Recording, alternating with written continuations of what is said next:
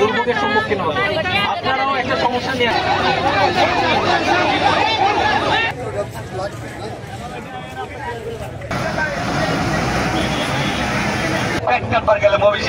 আমাদের থানায় জানা, আমরা তো কেউ ভাবিল্লা বলি না ভাইরা, আমরা তো কোনো অত্যাচার করি না ভাই। 7 মাস ধরে এই আন্দোলন চালিয়ে যাচ্ছি। এর মাধ্যমে আমরা কিছু টাকা পাইছি, পাওয়ার পরে আরো বকে কিছু টাকা আছে তারা দেয় নাই। ফ্যাক্টরি এরকম ভাবে বন্ধ করছে, আমরা অন্যান্য চাকরিও নিতে পারি না।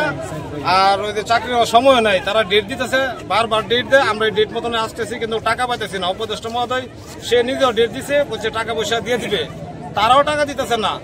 আমরা কি করবো? এই যে পুলিশ প্রশাসন এমন কোন জায়গা নাই, বিজিএম গেছি, ময়মনসিংহ গেছি, রুটে আসছি 3 বার, কিন্তু আমাদের টাকার কোনো অস্তিত্ব পাইতেছি না। তাহলে আমরা কোথায় যাবো? এই রুডি অবস্থান করতে হবে, যদি মরতে হয় আমাদের রুডি মরতে হবে। মার্চ মাসে 4 দিন আমরা বিজিএমতে শ্রমিকরা থাকার কারণে বিজিএমতে 26 মার্চ 23 তারিখ থেকে আন্দোলন চলছে। 26 মার্চে যে একটা সিদ্ধান্ত আসছে বিজিএমতে বৈশা যে শ্রমিকদের একটা পাওনা দেওয়া হবে, সেই লে অফের বেনিফিট, সেটা কিন্তু একটা দিচ্ছে জানুয়ারিটা, কিন্তু ফেব্রুয়ারি মার্চ দুইটাই মানে রয়ে গেছে। এবং কি তাদের যে নভেম্বর ডিসেম্বরে যে কর্তন ছিল 10 দিনের, সেই 10 দিনের টাকাও তাদের আছে, শ্রমিকদের বকেয়া পাওনা এবং ঈদ বোনাস। তারপরে তাদের যে লে অফ বেনিফিটটা এবং কি যে ফাইনাল যে পাওনাটা আইনগত 20 দ্বারা যে একটা আইনে বলা আছে যে লে অফ রাখলে বন্ধ করে দিলে একেবারে সকল শ্রমিকদের যে একটা পাওনা আছে সেই বেনিফিটটা এখনো তারা পাচ্ছে না। গত 4 তারিখে মালিক পক্ষ থেকে দেওয়ার কথা, 11 তারিখের ভিতরে কোম্পানি নিলামে উঠায় হোক, যেটা কোম্পানি বিক্রি করে হোক, যেভাবে হোক টাকা দেওয়ার কথা। 7 তারিখের পরে শ্রম উপদেষ্টা নিজে বলছে 7 তারিখের পরে সরাসরি টাকা না দিলে আপনাদের কোম্পানি বন্ধ আছে।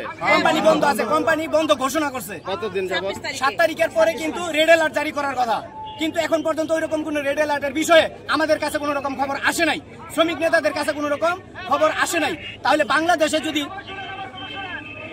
যদি এরকম বিশৃঙ্খলা কে তৈরি করে? শ্রমিকরা তৈরি করে না। শ্রমিকদেরকে মাঠে কে নামায়? শ্রমিকরা নামে না, শ্রমিকদেরকে তারা নামায়, কারণ শ্রমিকদেরকে আশ্বাস দিয়ে তারা শ্রমিকদের বিষয় নিয়ে আর কথাবার্তা বলে না। আজকে রাস্তায় নামছে বিদায় শ্রমিকের বিষয় নিয়ে কথা চলতেছে। আমরাও চাই শ্রমিকদের এই শ্রমগ্রামের টাকা যাতে কোম্পানি অতি দ্রুত বুঝিয়ে দেয় এবং তারা যাতে তাদের কাছে আহ্বান করব রাস্তা ব্যারিকেড দিয়ে যাতে তারা এ ধরনের কার্যক্রম না চালায়, তাদের প্রতি আমরা বিনীতভাবে আহ্বান করছি। এখন পর্যন্ত যা কিছু হয়েছে, আমরা যারা প্রশাসনে আছি, যারা বিভিন্ন অংশীজন আছি, সকলের সমন্বয়ের মাধ্যমে কিন্তু হয়েছে এবং ভবিষ্যতে যেটা হবে সেটাও কিন্তু আমাদের এবং আপনাদের সকলের পারস্পরিক সহযোগিতার মাধ্যমে হবে। এখানে 1 দিন 2 দিন 3 দিনে যদি রোডে বসে থাকেন কোনো লাভ হবে না ভাই, টাকা পকেটে না আসলে বসে থাকলে কোনো লাভ হবে? একটা পর্যায়ে কি হবে, এইখানে যে গরম, আজকে যদি আবহাওয়া একটু কালকের চেয়ে একটু ভালো হলে কিন্তু ব্যবসা গরম হবে।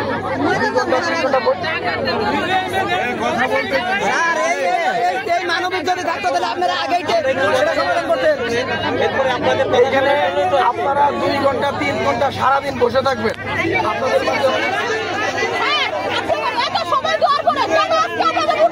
ওই ডিস্ট্রিক্ট জেলা প্রশাসকের অফিসে এই সিদ্ধান্তই নেওয়া হয়েছে যে আপনারা কুরবানি ঈদের আগে বাকি সকল টাকা বুঝে পাবেন।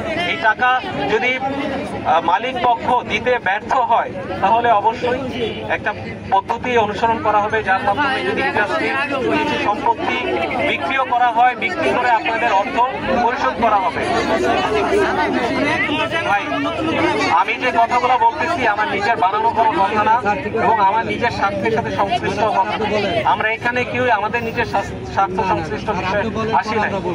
অবশ্যই আপনাদের দাবি দেওয়ার ব্যাপারে সহানুভূতিশীল আমাদের দাবি আসুন।